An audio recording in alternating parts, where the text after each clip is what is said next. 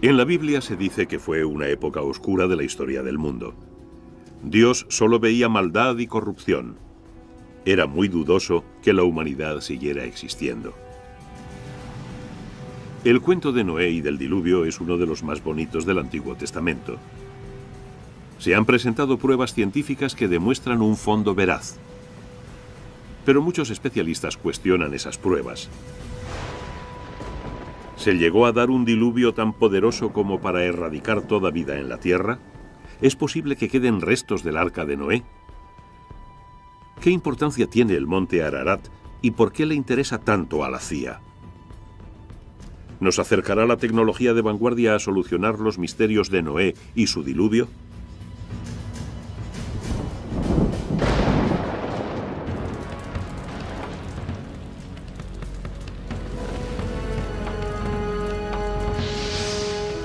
Los misterios de Noé y el diluvio.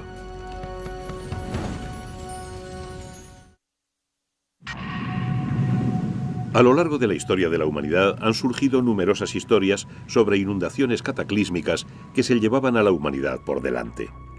La más famosa es la de Noé y el diluvio universal. ¿Pero ocurrió de verdad?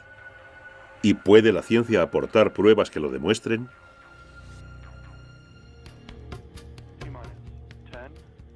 T-10, 9, 8, 7, 6, 5, 4, 3, 2, 1. Ignición y despegue. Despegue de un cohete Boeing Delta II que transporta el globo digital QuickBird, el mayor satélite comercial de alta definición del mundo. Las asombrosas cualidades del QuickBird han sido requeridas para resolver un misterio de más de 2000 años. Parte de su misión consiste en sobrevolar el monte Ararat, en el noreste de Turquía, de quien muchos dicen que fue el lugar en que acabó el arca de Noé. Tercera fase. Confirmamos el giro en el vídeo. Nos ha salido una separación bonita y sin pegas. Se espera que la captación de imágenes por satélite revele de una vez por todas los secretos que albergan las laderas del monte. El QuickBird es solo uno más dentro del desfile tecnológico que desde hace 50 años examina este remoto y vedado lugar. El 17 y 18 de junio de 1949, un avión del cuartel general de la Fuerza Aérea Norteamericana en Europa volaba en misión secreta de reconocimiento en paralelo con el monte Ararat, en Turquía, a unos 4.200 metros.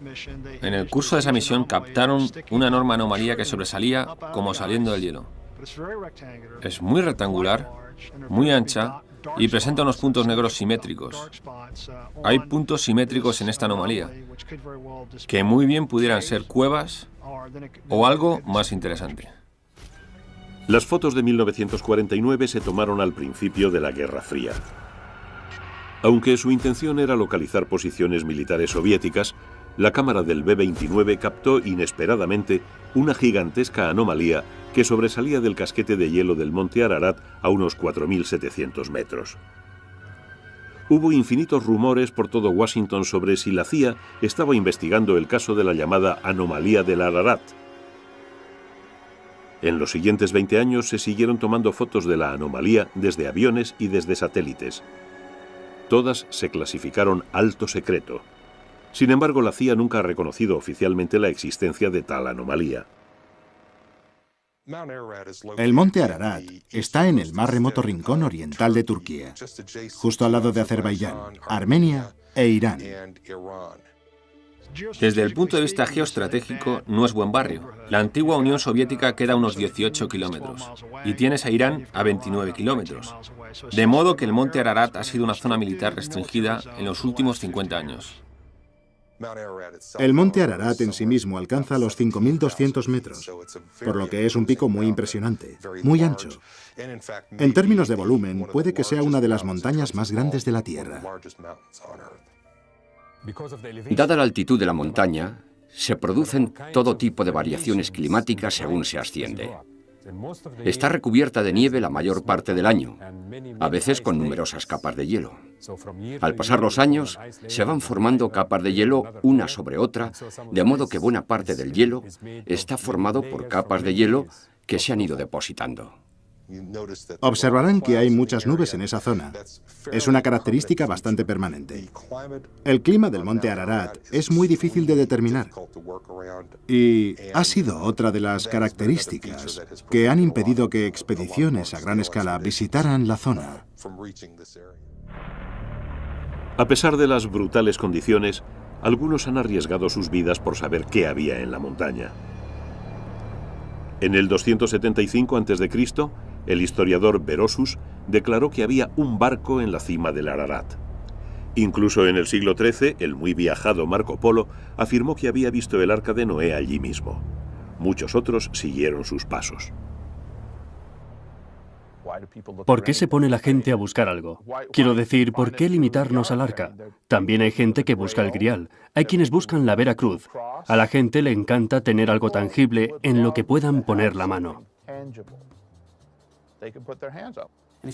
Si se pueden encontrar piezas del barco y se pudiera estar razonablemente seguro de ellas en Turquía o en el monte Ararat, estaría demostrado más allá de toda duda razonable que la historia ocurrió. Entonces reflejaría adecuadamente la palabra de Dios. Si pudiéramos apuntar exactamente dónde se encuentra el arca, entonces sabríamos con seguridad que el texto bíblico es un auténtico texto histórico. El primer buscador moderno del arca fue un profesor alemán, el doctor Friedrich Parrot. En 1829 visitó el monasterio de Smyatzin, al pie del monte Ararat. Declaró que los frailes le habían enseñado maderas, manuscritos y objetos originarios del arca de Noé. Su libro impulsó a muchos otros a realizar el duro viaje a la montaña para ver lo que allí había. En 1955, el industrial francés Fernand Navarra, acompañado por su hijo, escaló la ladera noroeste del monte Ararat en busca del arca. Entraron por una falla del glaciar y descubrieron un trozo de madera de 1,5 metros. No se trataba de un tronco, sino de un trozo obviamente cortado con una herramienta. La película de Navarra y su libro El arca de Noé, Yo lo toqué, provocaron una sensación internacional. Pero el descubrimiento se había realizado a más de 300 metros por debajo de la anomalía del Ararat. Y cuando se realizó la datación por carbono, se llegó a la conclusión de que era de los siglos IV o V antes de Cristo, es decir, demasiado reciente para venir del diluvio. La llamada de Dios también ha hecho subir a muchos otros por la helada ladera del Ararat. Mi amigo James Irwin fue el piloto del módulo lunar del Apolo 15. Caminó sobre la Luna y allí recogió muestras. Mientras paseaba por la Luna, se fijó en una piedra especialmente brillante y blanca. Mira eso, a que no sabéis lo que acabamos de encontrar. Creo que hemos encontrado lo que vinimos a buscar. Una piedra, sí señor. Se acercó y enseguida comprendió que esa piedra iba a tener mucha importancia. De hecho, los geólogos la llamaron más tarde Piedra de la Génesis, porque era muy importante. Nos informaba sobre la génesis de la Luna. Jim Irwin me dijo más tarde, te lo juro por Dios, sentí como si alguien, y naturalmente, ¿quién podía ser sino Dios?, me tocara en el hombro y me dijera, mira eso. De modo que se obsesionó con la idea de que la inspiración divina le había hecho fijarse en esa roca y traerla de vuelta. Irwin, que siempre había sido hombre religioso, se hizo aún más devoto cuando volvió a la tierra. Sintió la inspiración de escalar el Ararat para buscar el arca de Noé. Me dijo, subí y no pude escalar ni por allí ni por allá, pero juro por Dios que vi una gran extensión, como sobrelevada en el centro y con costillas alrededor, como si se hubiera cogido en esa gran barca y se le hubiese dado la vuelta y la hubiesen dejado allí en donde dejó marcas. Hizo un segundo viaje para tratar de alcanzar esa zona, pero desgraciadamente se cayó en ese segundo intento y al final murió de sus heridas. De modo que hay gente que cree firmemente en esa idea. Él fue uno de los que tuvieron que ir para demostrarlo. y le costó la vida.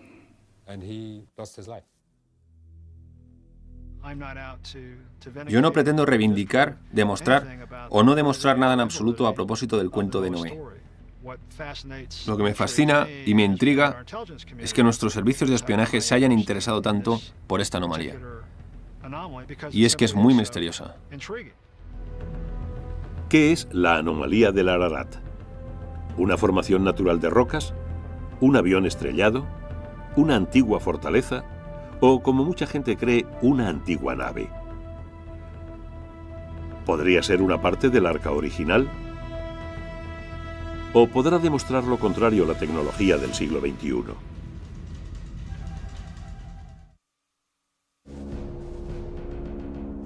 En 1949, durante un vuelo de reconocimiento secreto, un avión espía norteamericano fotografió accidentalmente un extraño objeto en la helada cima del monte Ararat.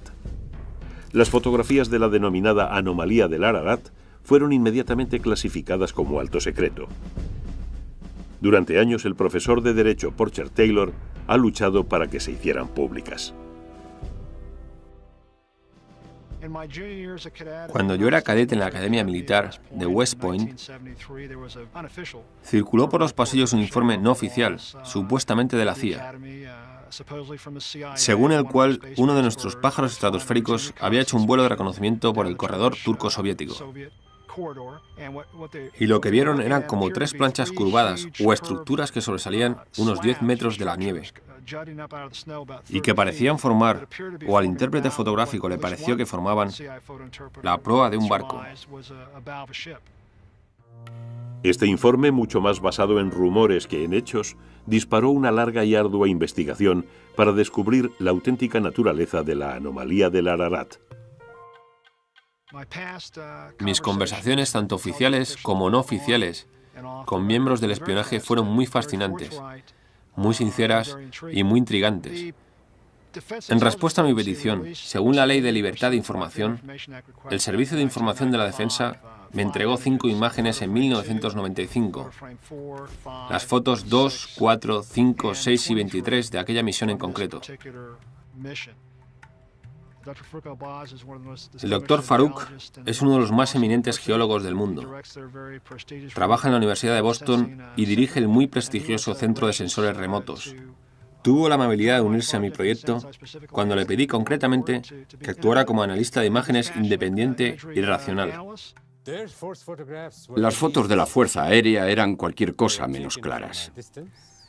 Se tomaron a distancia y oblicuamente desde un ángulo. Y la resolución cambia totalmente de cuando miras algo que está cerca del avión a cuando lo miras desde muy lejos. Así que no había nada consistente en esas imágenes.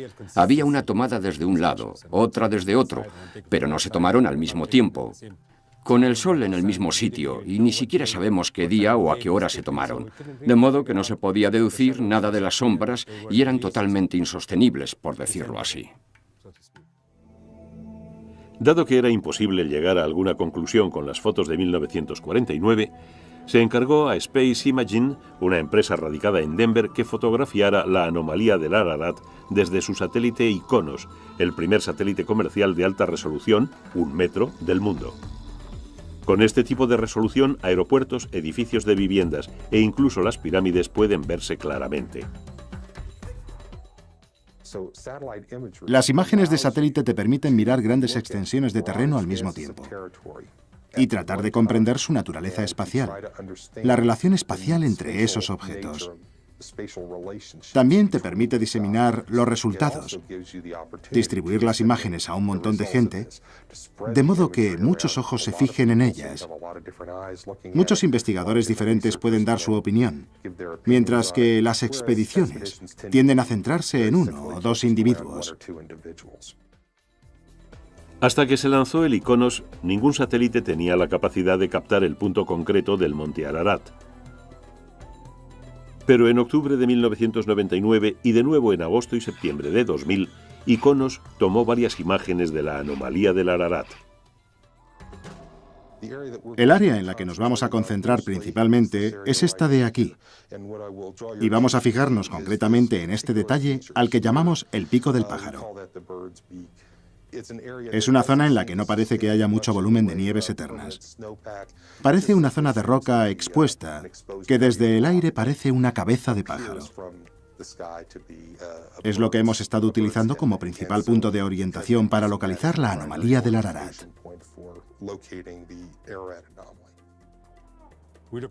Primero observamos la imagen terrestre que cubre toda la región, de modo que podemos ver la topografía y su relación con el ángulo de incidencia del Sol y, por tanto, con las sombras. Eso es importante. Mucha gente no lo tomaría en consideración, pero es muy importante. Empecé a investigar el Ararat y cómo caían las sombras en las diferentes cornisas. Estamos mirando a una cresta volcánica. La anomalía y dos zonas en las que hay marcas representadas por un entorno de terrazas nevadas, y en esta zona una corona de nieve. De modo que lo que estamos viendo es una anomalía. En otras palabras, algo de lo que no sabemos nada en esa zona. Y se ha sugerido que todo esto es fruto de la mano del hombre. Porque sabemos qué día y a qué hora se tomaron, podemos medir y calcular, si tenemos el ángulo de incidencia del Sol, la longitud de la sombra. Nos resultó muy fácil mirar estas imágenes de satélite e interpretarlas en tanto que geólogos. Puede ser una simple sombra, puede ser algo, puede ser roca desnuda o algo que está encima de la nieve. Pero debo decir que esta última posibilidad es muy improbable. Cualquier cosa que se haya posado sobre la cresta o que se haya construido sobre la cresta debería de estar cubierta desde hace tiempo por la nieve que ha caído después. De modo que todo lo que busquemos por aquí tiene que estar bajo la nieve, no encima de la nieve.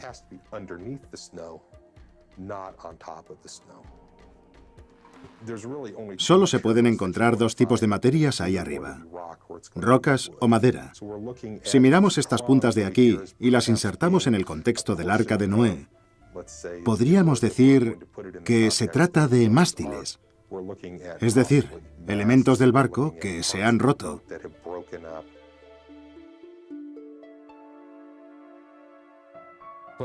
Lo que estamos viendo son juegos de sombras sobre cornisas de roca y sombras de montículos de nieve. Para mí no hay duda.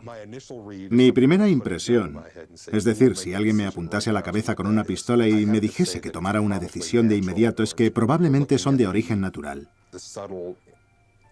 Estamos mirando a una sutil interacción entre la nieve, los ángulos de luz, las nubes, la escabrosidad de las rocas, etc. Puede que esté ahí. Yo no puedo afirmar que no esté. Todo lo que sé es que, basándonos en las imágenes que hemos visto, eso no es. Desde 1991, el gobierno turco ha cerrado el acceso al monte Ararat por razones de seguridad. Todo esfuerzo que pretenda revelar los secretos ocultos de la montaña requerirá una tecnología más avanzada. Durante siglos, la fe religiosa predominó sobre la ciencia en todo lo referente al Arca de Noé. Muchos creyeron que la narración bíblica era un documento histórico fiable sobre acontecimientos reales. Pero esta antigua tablilla descubierta en el siglo XIX nos muestra una prueba irrefutable de lo contrario. Demuestra que el cuento de Noé y el diluvio no era el original, sino que fue inspirado por otro cuento mucho más antiguo.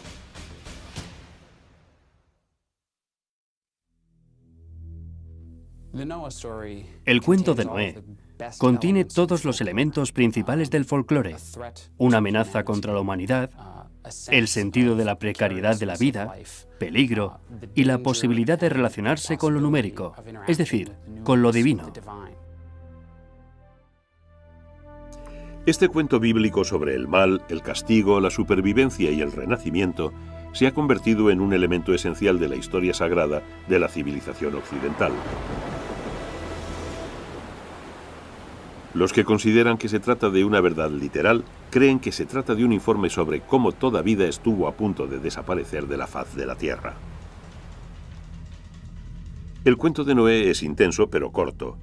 Solo ocupa los capítulos 6 a 9 del libro del Génesis. Este Dios bíblico tan particular toma la decisión de hacer algo con la humanidad, porque ésta se inclina hacia el mal.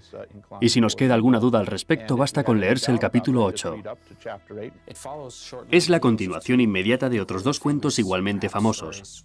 El primero, la historia de Adán y Eva en el paraíso y de sus hijos, Caín y Abel. Y por supuesto del fratricidio que comete Caín matando a Abel.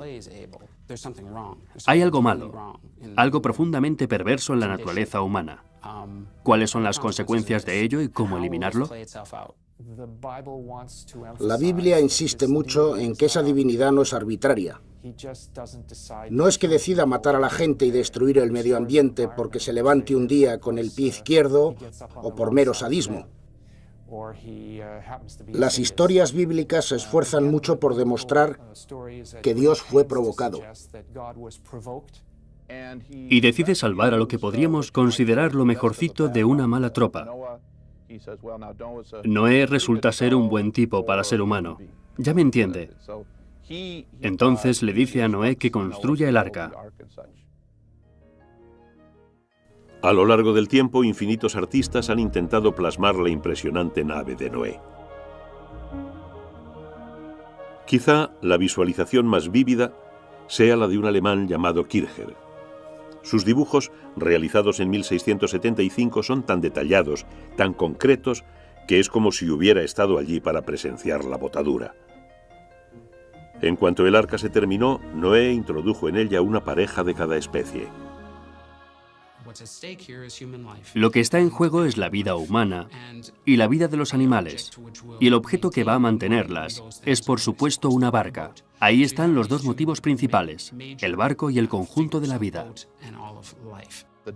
Es un momento dramático, porque la humanidad pende de un hilo. ¿Sobrevivirá la humanidad o morirá?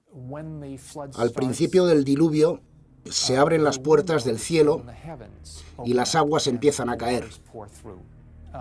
Esta es una poderosa imagen que deja atrás lo abstracto del asunto para darte una sensación de horror.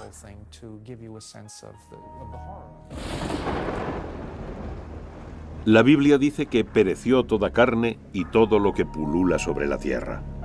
Solo quedaron Noé y los que iban con él en el arca. Finalmente varó el arca sobre los montes de Ararat. Noé envió primero a un cuervo y luego a una paloma para encontrar tierra firme. La paloma volvió con una rama de olivo, señal de que las aguas habían descendido. Noé y su familia salieron del arca para saludar a ese nuevo mundo feliz. El cuento de Noé y el diluvio es indudablemente potente, pero ¿es cierto? ¿Dónde, cuándo y cómo se originó? Incluso en su época era un icono cultural, mucho antes de que el primer narrador bíblico cogiera su cálamo y se pusiera a escribir la versión bíblica. Tenía ya siglos de antigüedad. Los retazos de tradición oral son como un mosaico que puede ensamblarse de diferentes maneras.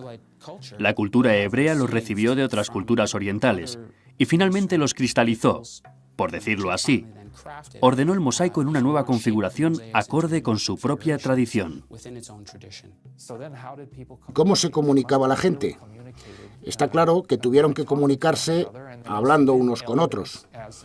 Tienen que haber existido ancianos, y en la Biblia así se dice, que actuaran de narradores y cuya preeminencia política y social se basara en el hecho de que eran los guardianes de las tradiciones de la comunidad.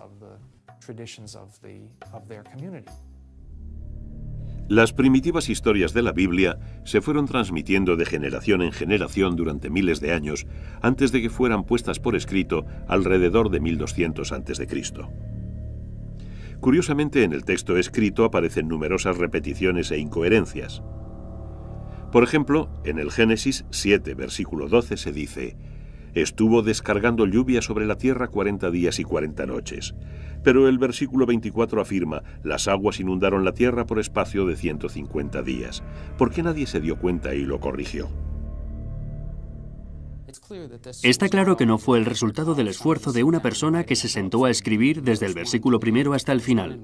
Se trató de un esfuerzo en el que en algunos casos se tomó material oral y en otros, desde luego, material escrito, para reordenarlos, reconfigurarlos y darles una presentación más armónica.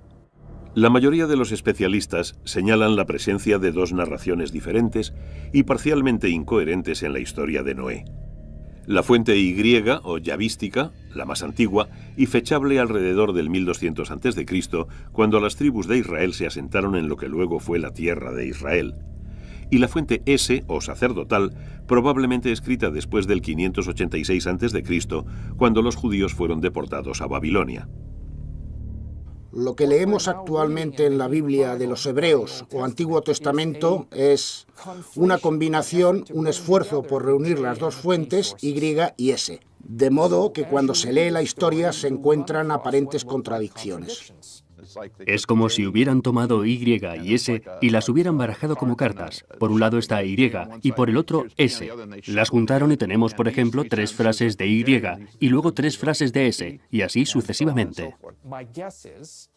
Yo supongo, y no es que sea solo una suposición, es que no existe nadie a quien podamos preguntar, que los que reunieron las fuentes Y y S decidieron no discriminar cuál de las dos fuentes era la mejor, la más original, la más correcta. Decidieron juntarlas y que el lector o el oyente tomara su propia decisión, o bien insertar algunas marcas que están más allá de mi capacidad racional de comprensión para indicar cómo debían armonizarse. Los cuentos sobre el diluvio son comunes a numerosas culturas de todo el mundo. Solo en África estos mitos son relativamente más escasos. Hasta el siglo XIX los estudiosos estuvieron seguros de que la Biblia contenía la quinta esencia de la historia del diluvio, la fuente de la que habían salido todas las demás. Pero en 1853 se realizó un sorprendente descubrimiento que llevó a los especialistas a admitir que todo lo que sabían era erróneo. En las ruinas de la Biblioteca Real de Nínive, en el actual Irak, se desenterraron unos 25.000 fragmentos de antiguas tablillas babilónicas. Se fecharon alrededor de 1700 a.C., es decir, unos 500 años antes de que se escribiera el Antiguo Testamento. Las tablillas estaban escritas en una escritura llamada cuneiforme. Cuneiforme significa de forma triangular, y es la palabra que utilizamos para referirnos a la manera en que se escribía normalmente en tablillas de arcilla, en las que se escribía con una caña de junco. Se le dio este nombre porque los elementos individuales de cada signo parecen un triángulo alargado. En 1872, George Smith, un investigador del Museo Británico, se puso laboriosamente a unificar y posteriormente a traducir los trozos de puzzle de las tablillas babilónicas encontradas en Nínive. Una noche, Smith se encontró con un pedazo más grande del que solo una cara era legible.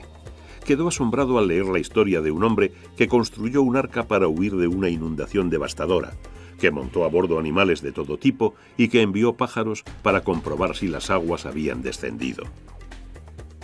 Lo que Smith había hallado era un capítulo de un cuento mucho más largo, la epopeya de Gilgamesh, inscrita en arcilla no más tarde del siglo XVII a.C.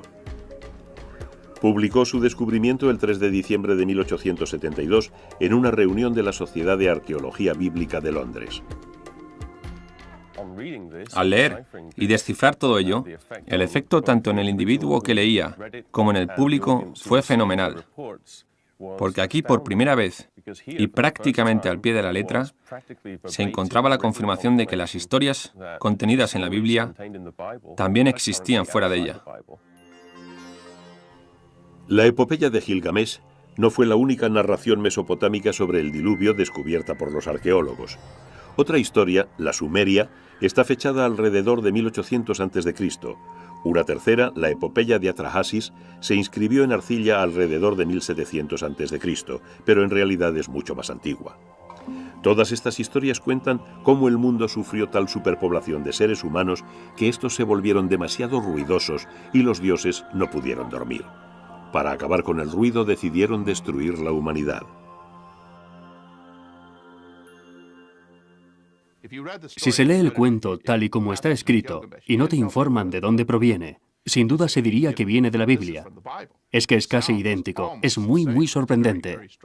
En muchos sentidos, estas leyendas mesopotámicas están estrechamente relacionadas con las bíblicas, no solo en la idea general de una inundación, sino incluso en algunos detalles concretos. Está la figura de Noé, que reúne a su familia y se sube a un arca, permanece en el arca durante un tiempo mientras el resto del mundo humano, se ahoga y el arca queda varada en una montaña.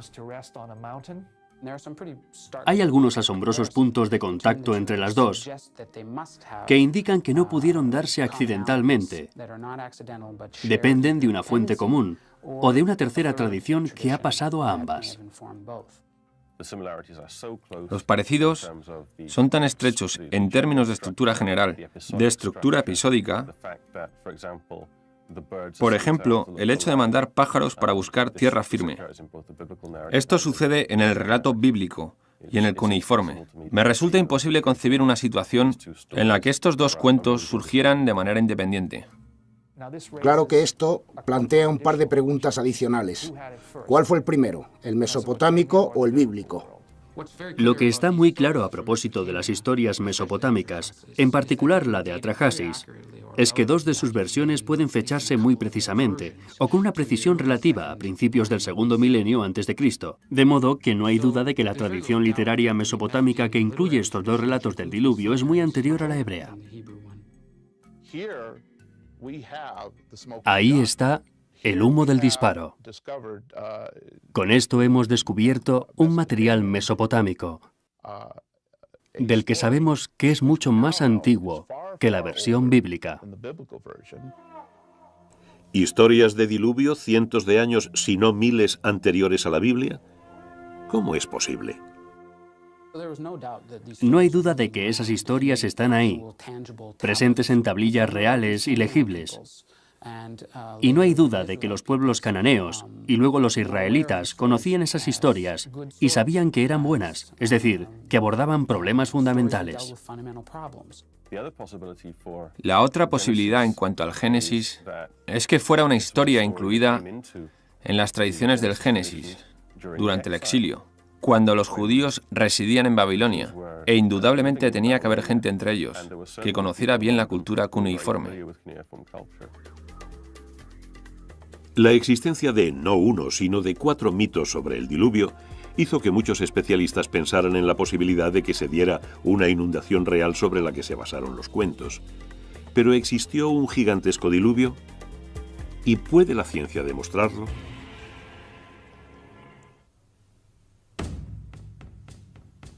Durante siglos, muchísima gente ha tratado de hallar el eslabón perdido entre la Biblia y la historia. Algunos se concentraron en demostrar que existió el arca. Otros creyeron que lo mejor era encontrar la prueba de que se dio una inundación global. Entre ellos, Sir Leonard Bully, hijo de un pastor inglés y destinado a seguir sus pasos.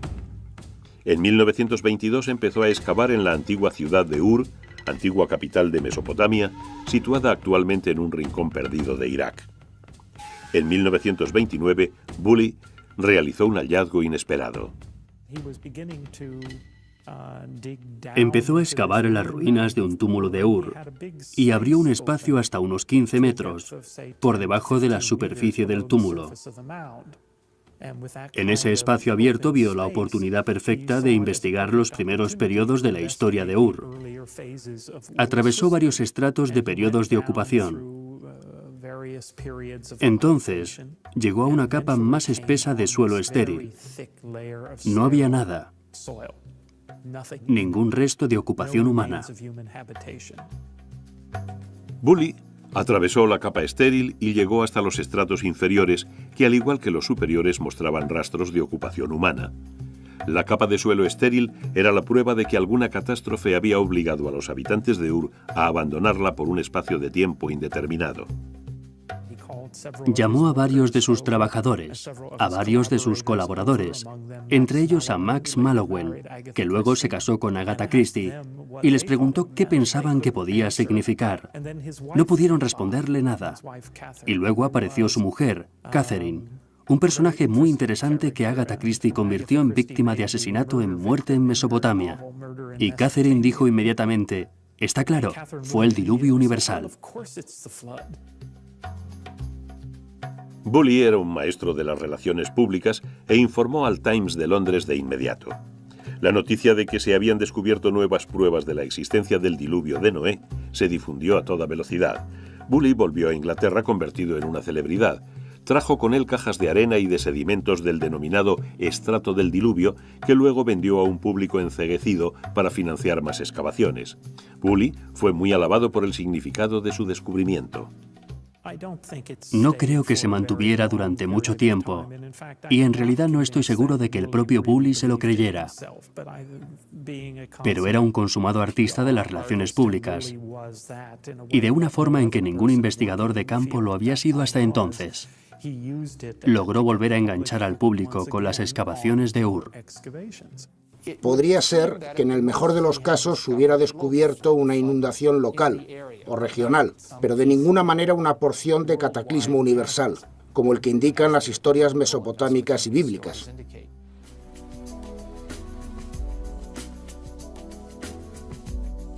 En 1997 se publicó una nueva teoría que cambió por completo la visión que tenía la gente, la prensa y los profesionales del diluvio y de Noé. Afirmaba que hace unos 7.500 años el nivel del Mediterráneo subió drásticamente. Supuestamente habría un paso muy estrecho que mantenía las aguas del Mediterráneo y a consecuencia de algún accidente sísmico, un terremoto o algo similar, el Mediterráneo rompió esa barrera y se desparramó por la zona del Mar Negro.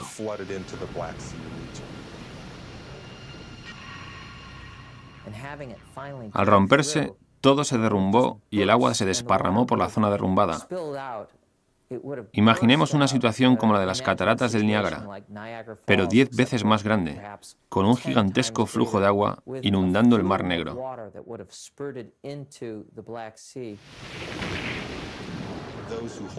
Los defensores de esta teoría piensan que al ritmo en que el Mediterráneo inundó el Bósforo, el nivel del Mar Negro subiría unos 15 centímetros diarios.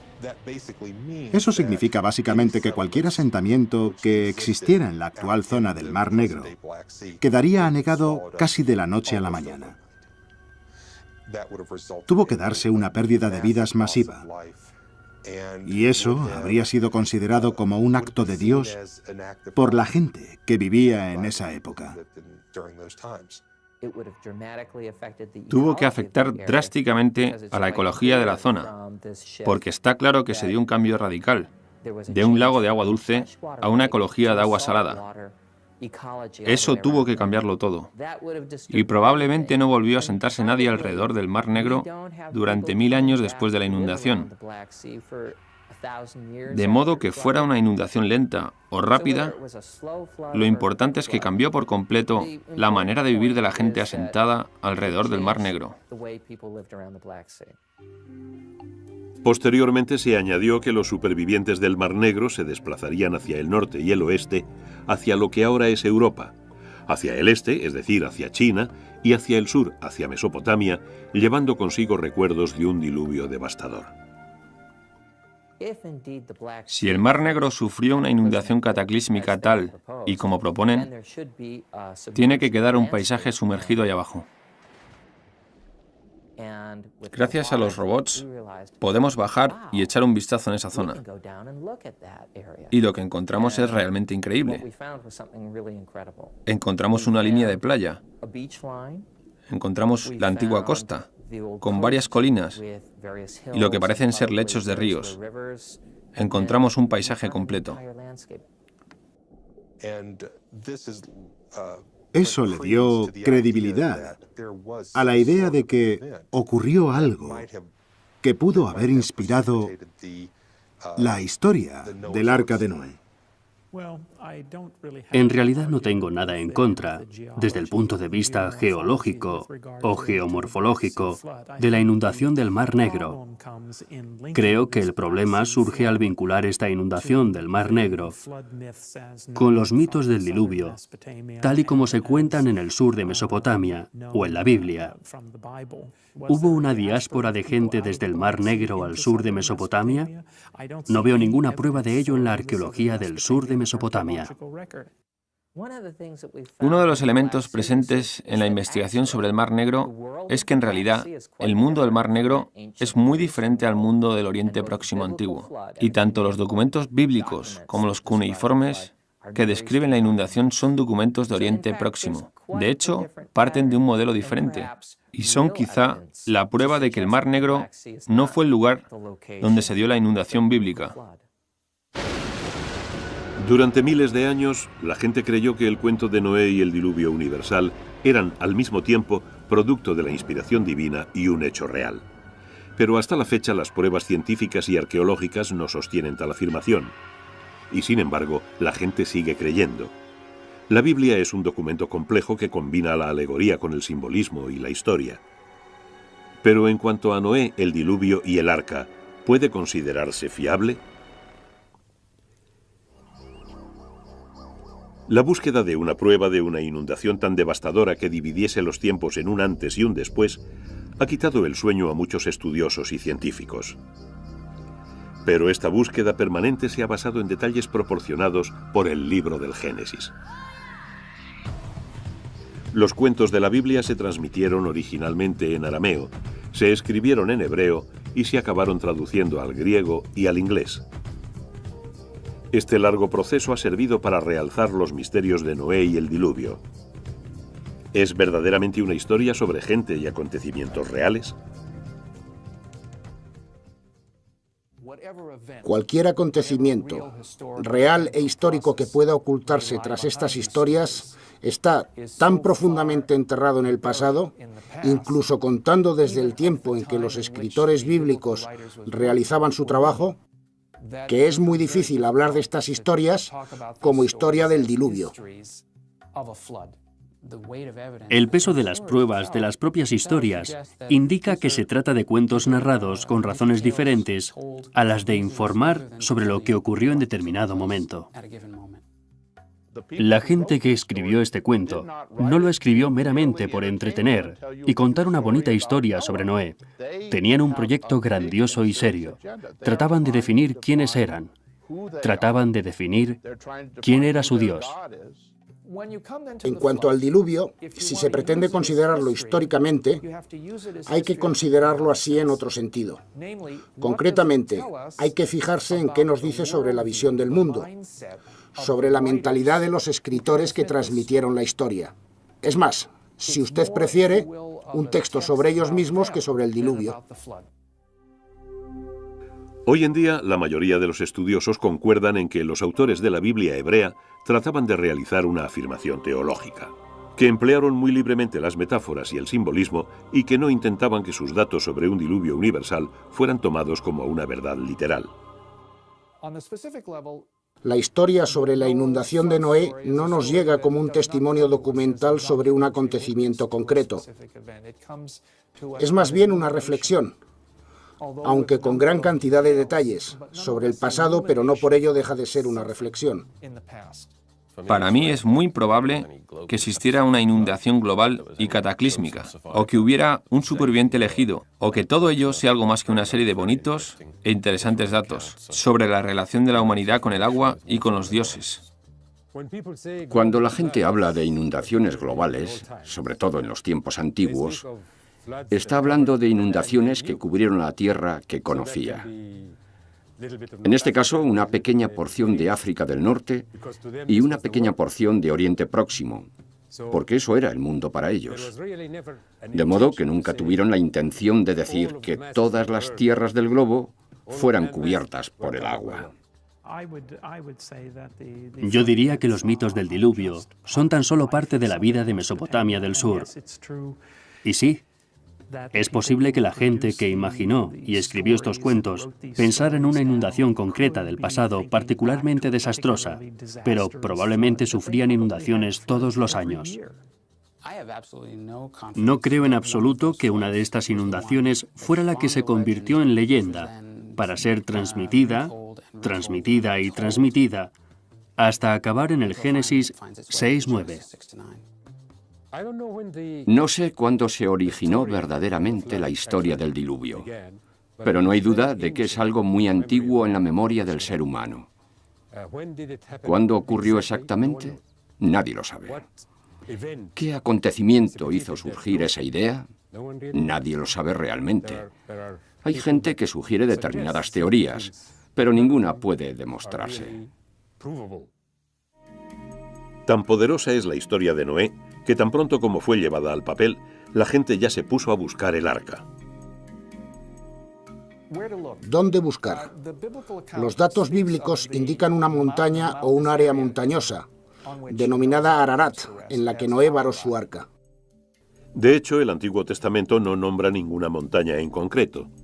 Tradicionalmente se traduce del hebreo por los montes de Ararat, es decir, una cordillera, no una montaña precisa. En realidad, Ararat es como las Rocosas o Sierra Nevada o los Apalaches.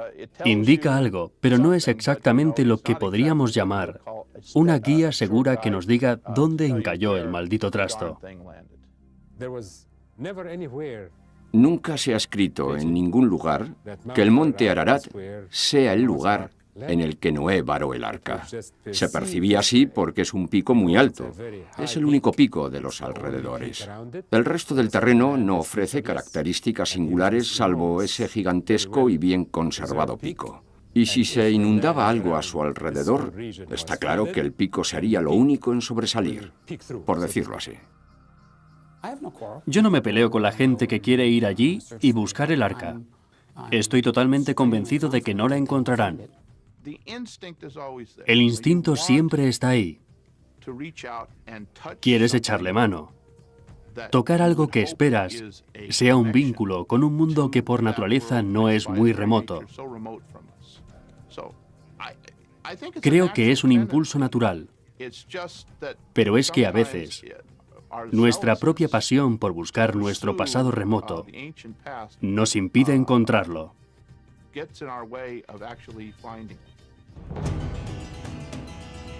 Pero al cabo de numerosos milenios sigue sin existir una prueba definitiva de la existencia de una inundación global, ni de la localización, ni siquiera de la existencia del Arca de Noé. A pesar de su avanzada tecnología, las fotografías de la anomalía del Ararat, tomadas en 1999 por el ICONOS, no son concluyentes. Los especialistas que estudiaron las imágenes se encuentran divididos en cuanto a su auténtica naturaleza. Puede que algún día satélites como el QuickBird, con su asombrosa resolución de medio metro, revelen la verdad sobre la anomalía del Ararat. ¿Pero revelará algún día la historia de Noé y el diluvio todos sus secretos? Los estudios sobre Mesopotamia están en permanente estado de cambio. En cierta forma espero que siempre quede algún elemento misterioso. Eso es lo que nos hace seguir investigando. No creo que sea posible comprender totalmente, completamente, absolutamente nuestro entorno. Es el viaje lo que merece la pena, no tanto el resultado final. Esa búsqueda es parte de la exploración de la Tierra, de nuestro conocimiento del entorno, de nuestro país y nuestra región, y todo eso está muy bien, es estupendo. Esa es la belleza del misterio de esos cuentos. Siempre invitan al lector a plantearse nuevas preguntas a cada nueva generación. Tanto si crees en ello como si no, da exactamente igual, te afecta. Quiero decir que aunque hayamos llegado a dudar de ello últimamente, sabemos que los conceptos religiosos motivan grandiosas acciones, tanto buenas como malas en todo el mundo. No creo que lleguemos a un punto en que podamos decir que lo sabemos absolutamente todo sobre el pasado. Siempre queda una pequeña puerta abierta a un nuevo descubrimiento. Lo más seguro es decir, Dios sabe.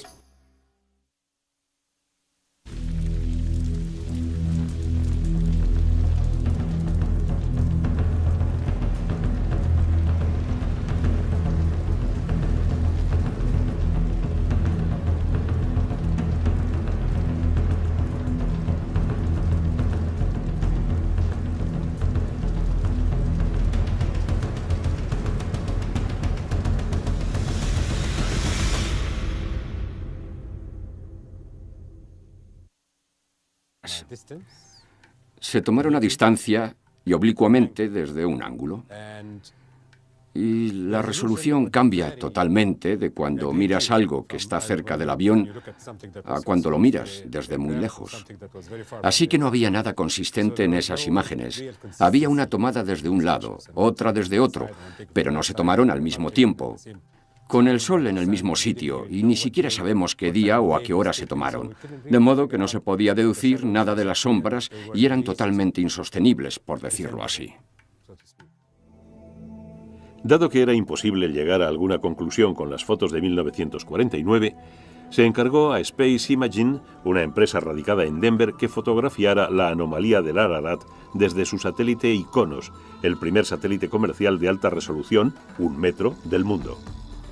Con este tipo de resolución, aeropuertos, edificios de viviendas e incluso las pirámides pueden verse claramente. Las imágenes de satélite te permiten mirar grandes extensiones de terreno al mismo tiempo y tratar de comprender su naturaleza espacial, la relación espacial entre esos objetos. También te permite diseminar los resultados, distribuir las imágenes a un montón de gente, de modo que muchos ojos se fijen en ellas. Muchos investigadores diferentes pueden dar su opinión, mientras que las expediciones tienden a centrarse en uno o dos individuos. Hasta que se lanzó el Iconos, ningún satélite tenía la capacidad de captar el punto concreto del monte Ararat. Pero en octubre de 1999 y de nuevo en agosto y septiembre de 2000, Iconos tomó varias imágenes de la anomalía del Ararat. El área en la que nos vamos a concentrar principalmente es esta de aquí. Y vamos a fijarnos concretamente en este detalle al que llamamos el pico del pájaro. Es una zona en la que no parece que haya mucho volumen de nieves eternas. Parece una zona de roca expuesta, que desde el aire parece una cabeza de pájaro. Es lo que hemos estado utilizando como principal punto de orientación para localizar la anomalía del Ararat.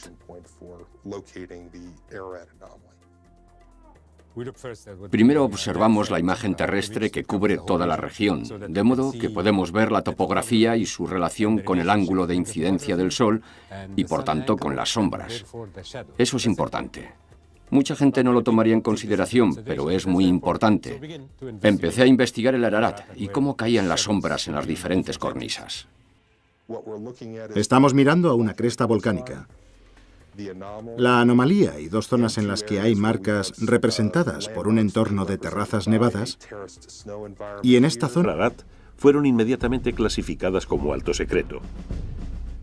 Durante años el profesor de Derecho Porcher Taylor ha luchado para que se hicieran públicas. Cuando yo era cadete en la Academia Militar de West Point, circuló por los pasillos un informe no oficial, supuestamente de la CIA, según el cual uno de nuestros pájaros estratosféricos había hecho un vuelo de reconocimiento por el corredor turco-soviético. Y lo que vieron eran como 3 planchas curvadas o estructuras que sobresalían unos 10 metros de la nieve y que parecían formar, o al intérprete fotográfico le pareció que formaban, la proa de un barco.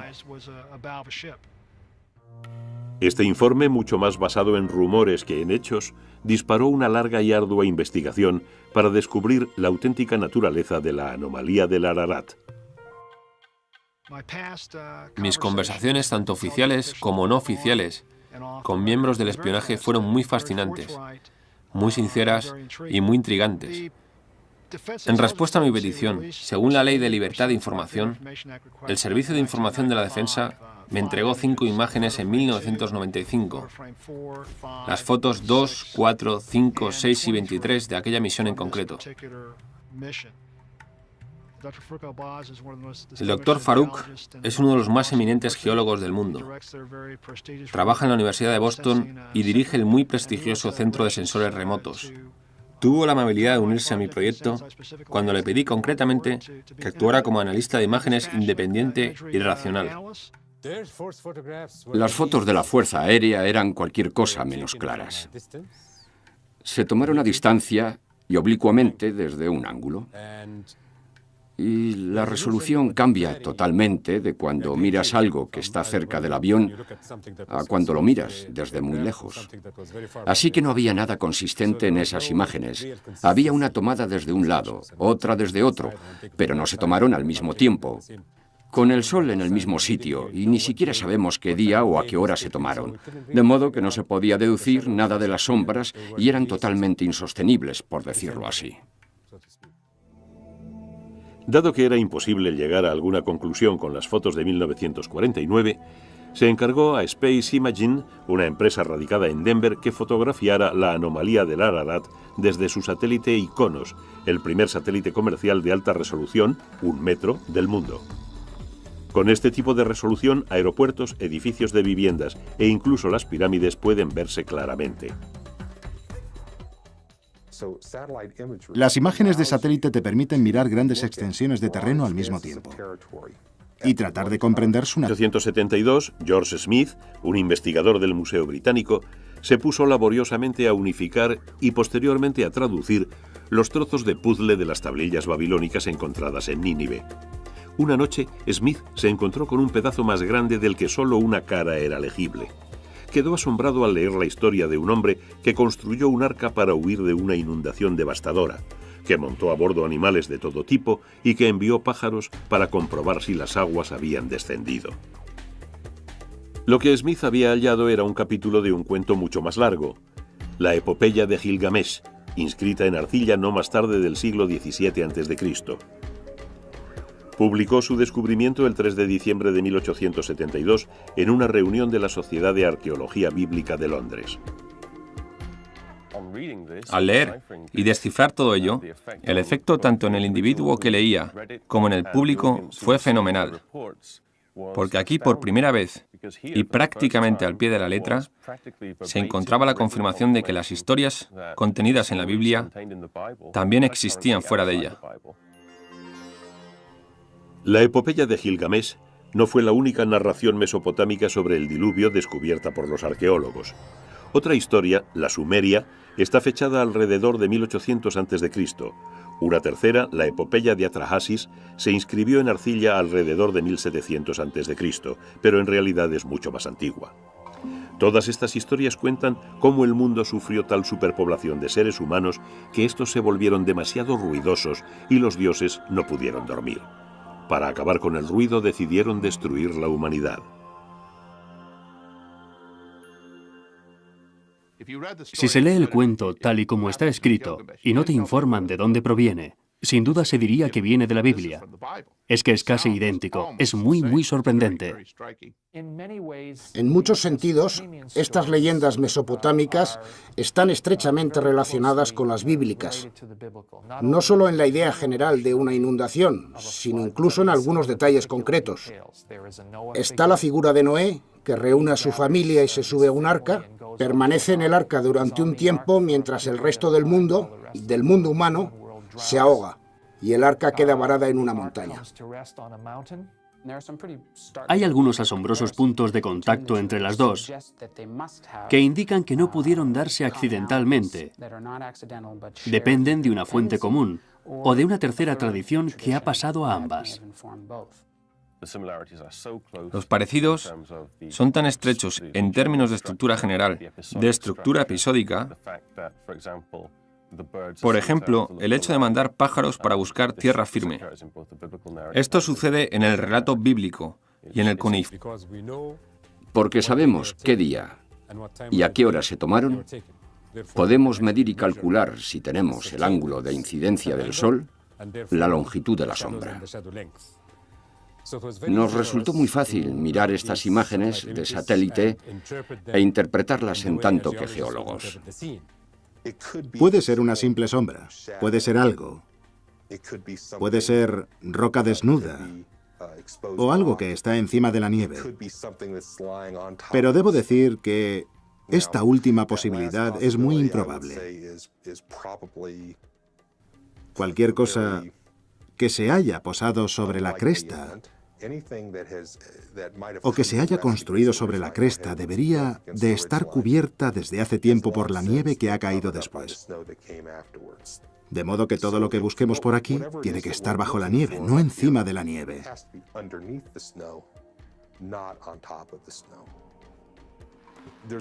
Solo se pueden encontrar dos tipos de materias ahí arriba: rocas o madera.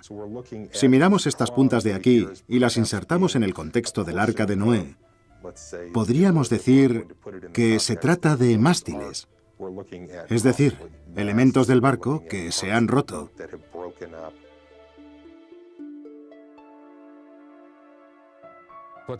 Lo que estamos viendo son juegos de sombras sobre cornisas de roca y sombras de montículos de nieve. Para mí no hay duda. Mi primera impresión, es decir, si alguien me apuntase a la cabeza con una pistola y me dijese que tomara una decisión de inmediato, es que probablemente son de origen natural. Estamos mirando a una sutil interacción entre la nieve, los ángulos de luz, las nubes, la escabrosidad de las rocas, etc. Puede que esté ahí.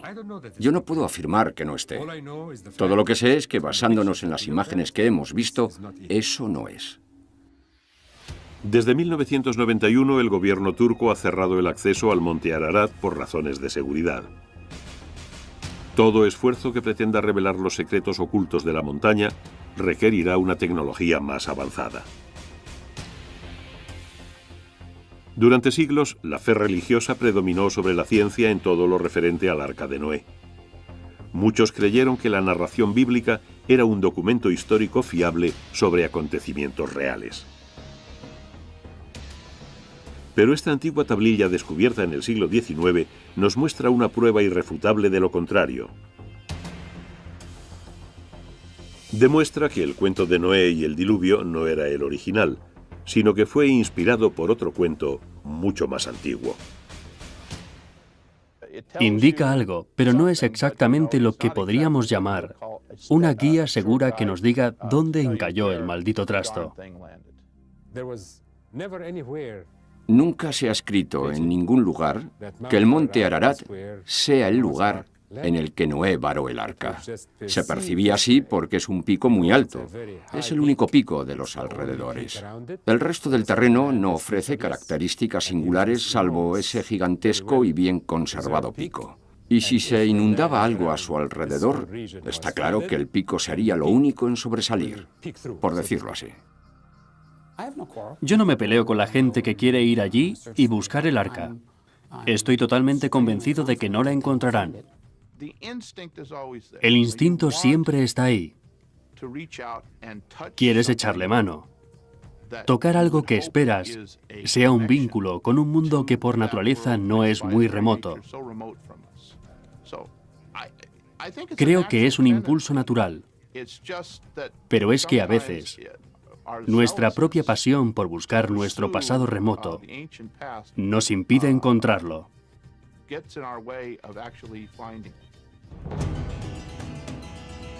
Pero al cabo de numerosos milenios sigue sin existir una prueba definitiva de la existencia de una inundación global, ni de la localización, ni siquiera de la existencia del Arca de Noé. A pesar de su avanzada tecnología, las fotografías de la anomalía del Ararat, tomadas en 1999 por el ICONOS, no son concluyentes. Los especialistas que estudiaron las imágenes se encuentran divididos en cuanto a su auténtica naturaleza. Puede que algún día satélites como el QuickBird, con su asombrosa resolución de medio metro, revelen la verdad sobre la anomalía del Ararat. ¿Pero revelará algún día la historia de Noé y el diluvio todos sus secretos? Los estudios sobre Mesopotamia están en permanente estado de cambio. En cierta forma, espero que siempre quede algún elemento misterioso. Eso es lo que nos hace seguir investigando. No creo que sea posible comprender totalmente, completamente, absolutamente nuestro entorno. Es el viaje lo que merece la pena, no tanto el resultado final. Esa búsqueda es parte de la exploración de la Tierra, de nuestro conocimiento del entorno, de nuestro país y nuestra región. Y todo eso está muy bien. Es estupendo. Esa es la belleza del misterio de esos cuentos. Siempre invitan al lector a plantearse nuevas preguntas a cada nueva generación. Tanto si crees en ello como si no, da exactamente igual. Te afecta. Quiero decir que aunque hayamos llegado a dudar de ello últimamente, sabemos que los conceptos religiosos motivan grandiosas acciones. Haber gente entre ellos que conociera bien la cultura cuneiforme. La existencia de no uno, sino de 4 mitos sobre el diluvio hizo que muchos especialistas pensaran en la posibilidad de que se diera una inundación real sobre la que se basaron los cuentos. ¿Pero existió un gigantesco diluvio? ¿Y puede la ciencia demostrarlo?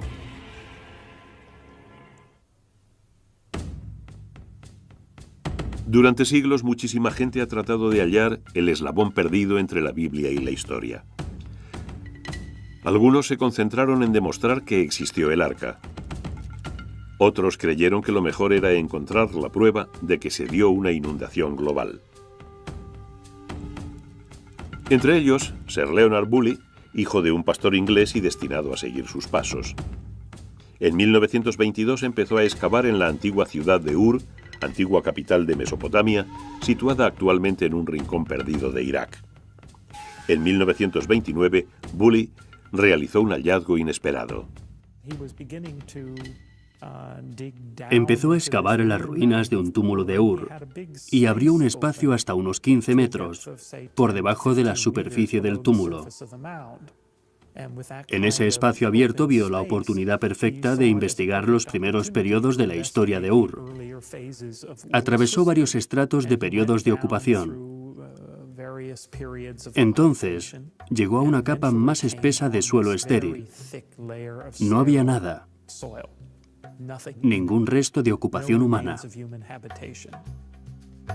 Bully atravesó la capa estéril y llegó hasta los estratos inferiores, que al igual que los superiores mostraban rastros de ocupación humana. La capa de suelo estéril era la prueba de que alguna catástrofe había obligado a los habitantes de Ur a abandonarla por un espacio de tiempo indeterminado. Llamó a varios de sus trabajadores, a varios de sus colaboradores, entre ellos a Max Mallowan, que luego se casó con Agatha Christie, y les preguntó qué pensaban que podía significar. No pudieron responderle nada. Y luego apareció su mujer, Catherine, un personaje muy interesante que Agatha Christie convirtió en víctima de asesinato en Muerte en Mesopotamia. Y Catherine dijo inmediatamente, está claro, fue el diluvio universal. Bully era un maestro de las relaciones públicas e informó al Times de Londres de inmediato. La noticia de que se habían descubierto nuevas pruebas de la existencia del diluvio de Noé se difundió a toda velocidad. Bully volvió a Inglaterra convertido en una celebridad. Trajo con él cajas de arena y de sedimentos del denominado estrato del diluvio, que luego vendió a un público enceguecido para financiar más excavaciones. Bully fue muy alabado por el significado de su descubrimiento. Digital Kuiper, el mayor satélite comercial de alta definición del mundo. Las asombrosas cualidades del Quick Bird han sido requeridas para resolver un misterio de más de 2000 años. Parte de su misión consiste en sobrevolar el monte Ararat, en el noreste de Turquía, de quien muchos dicen que fue el lugar en que acabó el Arca de Noé. Tercera fase.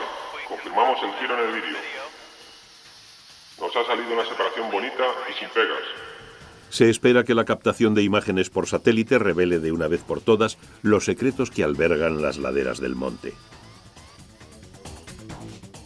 El Quick Bird es solo uno más dentro del desfile tecnológico que desde hace 50 años examina este remoto y vedado lugar. El 17 y 18 de junio de 1949, un avión del cuartel general de la Fuerza Aérea Norteamericana en Europa volaba en misión secreta de reconocimiento en paralelo con el monte Ararat, en Turquía, a unos 4.200 metros.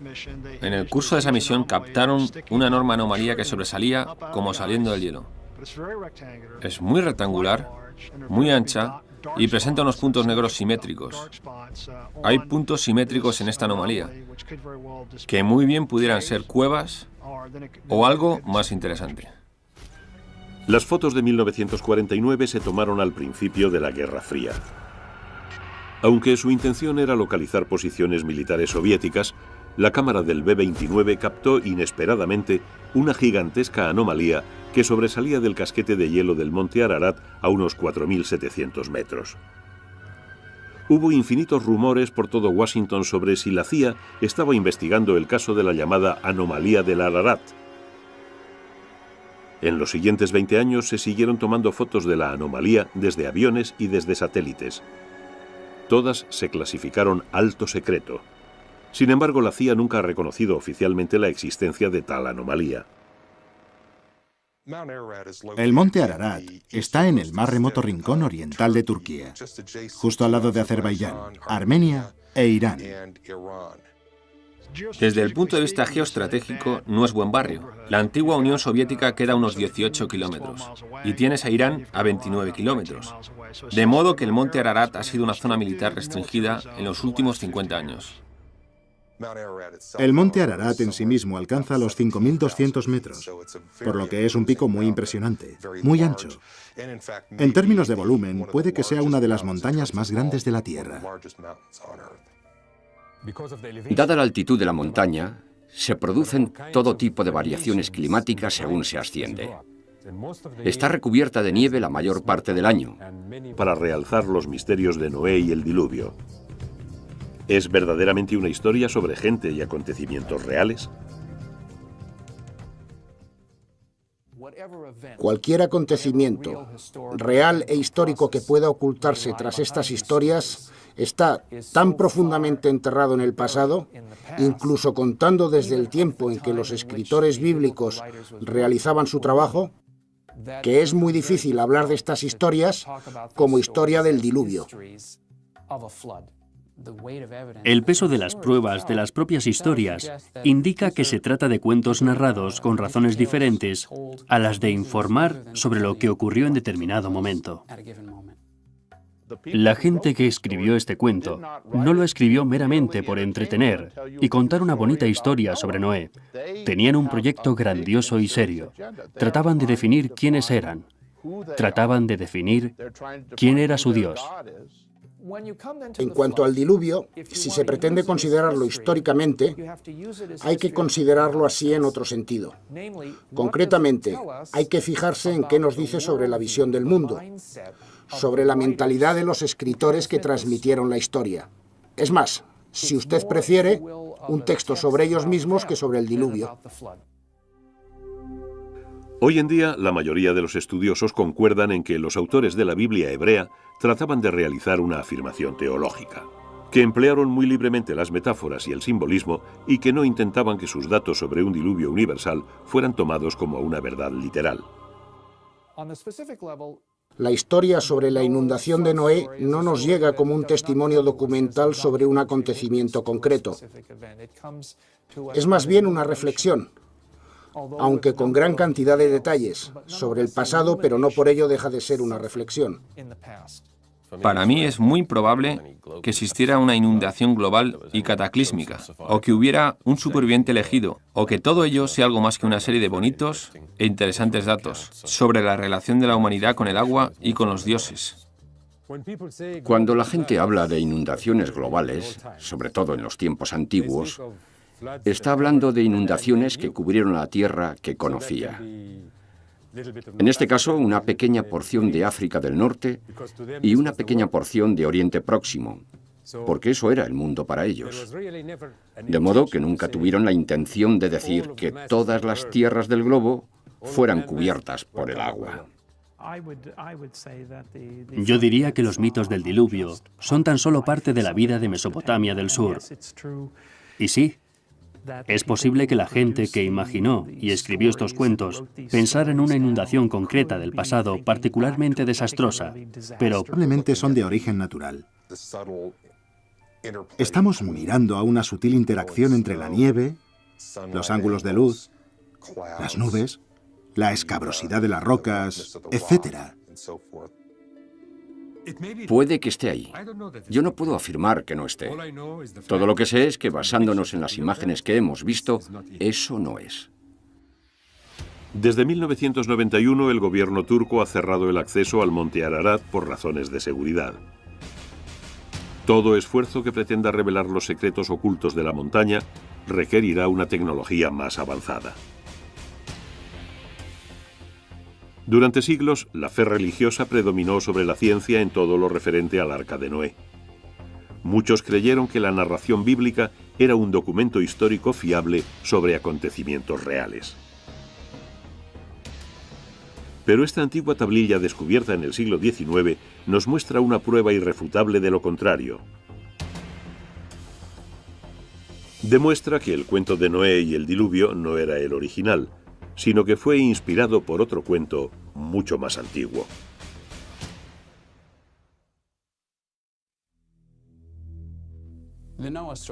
El cuento de Noé contiene todos los elementos principales del folclore: una amenaza contra la humanidad, el sentido de la precariedad de la vida, peligro y la posibilidad de relacionarse con lo numérico, es decir, con lo divino.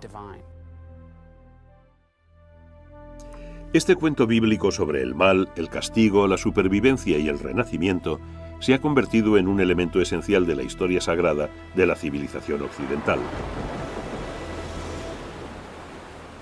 Los que consideran que se trata de una verdad literal creen que se trata de un informe sobre cómo toda vida estuvo a punto de desaparecer de la faz de la Tierra. El cuento de Noé es intenso pero corto. Solo ocupa los capítulos 6 a 9 del libro del Génesis. Este Dios bíblico tan particular toma la decisión de hacer algo con la humanidad, porque ésta se inclina hacia el mal. Y si nos queda alguna duda al respecto, basta con leerse el capítulo 8. Es la continuación inmediata de otros dos cuentos igualmente famosos. El primero, la historia de Adán y Eva en el paraíso y de sus hijos, Caín y Abel. Y por supuesto del fratricidio que comete Caín matando a Abel. Hay algo malo, algo profundamente perverso en la naturaleza humana. ¿Cuáles son las consecuencias de ello y cómo eliminarlo? La Biblia insiste mucho en que esa divinidad no es arbitraria. No es que decida matar a la gente y destruir el medio ambiente porque se levante un día con el pie izquierdo o por mero sadismo. Con una herramienta. La película de Navarra y su libro El Arca de Noé, Yo lo toqué, provocaron una sensación internacional. Pero el descubrimiento se había realizado a más de 300 metros por debajo de la anomalía del Ararat. Y cuando se realizó la datación por carbono, se llegó a la conclusión de que era de los siglos IV o V antes de Cristo, es decir, demasiado reciente para venir del diluvio. La llamada de Dios también ha hecho subir a muchos otros por la helada ladera del Ararat. Mi amigo James Irwin fue el piloto del módulo lunar del Apolo 15. Caminó sobre la Luna y allí recogió muestras. Mientras paseaba por la Luna, se fijó en una piedra especialmente brillante y blanca. Mira eso, a que no sabéis lo que acabamos de encontrar. Creo que hemos encontrado lo que vinimos a buscar. Una piedra, sí señor. Se acercó y enseguida comprendió que esa piedra iba a tener mucha importancia. De hecho, los geólogos la llamaron más tarde Piedra de la Génesis, porque era muy importante. Nos informaba sobre la génesis de la Luna. Jim Irwin me dijo más tarde: te lo juro por Dios, sentí como si alguien, y naturalmente, ¿quién podía ser sino Dios?, me tocara en el hombro y me dijera: mira eso. De modo que se obsesionó con la idea de que la inspiración divina le había hecho fijarse en esa roca y traerla de vuelta. Irwin, que siempre había sido hombre religioso, se hizo aún más devoto cuando volvió a la Tierra. Sintió la inspiración de escalar el Ararat para buscar el Arca de Noé. Me dijo: subí y no pude escalar ni por allí ni por allá, pero juro por Dios que vi una gran extensión, como sobrelevada en el centro y con costillas alrededor, como si se hubiera cogido en esa gran barca y se le hubiese dado la vuelta y la hubiesen dejado allí en donde dejó marcas. Hizo un segundo viaje para tratar de alcanzar esa zona, pero desgraciadamente se cayó en ese segundo intento y al final murió de sus heridas. De modo que hay gente que cree firmemente en esa idea. Él fue uno de los que tuvieron que ir para demostrarlo y le costó la vida.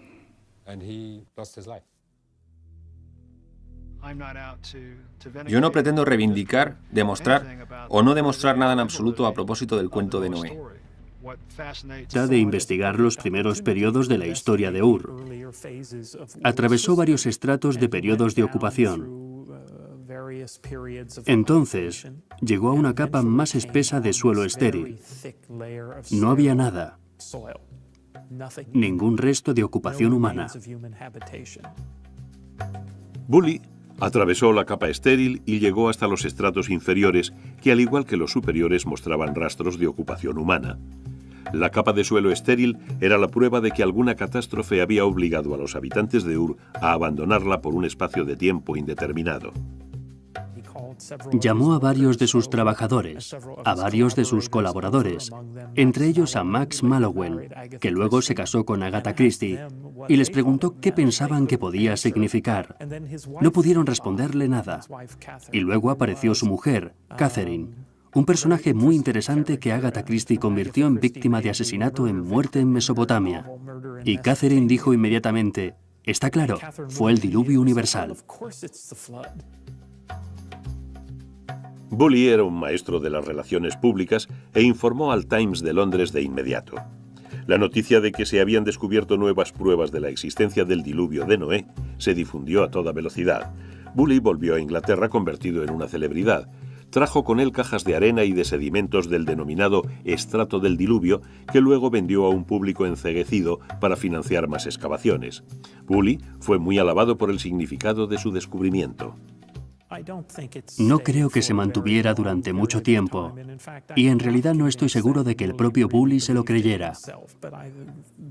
Pero era un consumado artista de las relaciones públicas, y de una forma en que ningún investigador de campo lo había sido hasta entonces. Logró volver a enganchar al público con las excavaciones de Ur.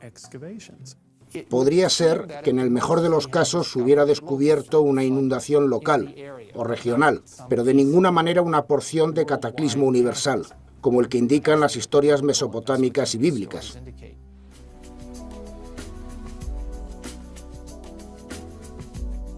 En 1997 se publicó una nueva teoría que cambió por completo la visión que tenía la gente, la prensa y los profesionales del diluvio y de Noé. Afirmaba que hace unos 7.500 años el nivel del Mediterráneo subió drásticamente. Supuestamente habría un paso muy estrecho que mantenía las aguas del Mediterráneo y a consecuencia de algún accidente sísmico, un terremoto o algo similar, el Mediterráneo rompió esa barrera y se desparramó por la zona del Mar Negro.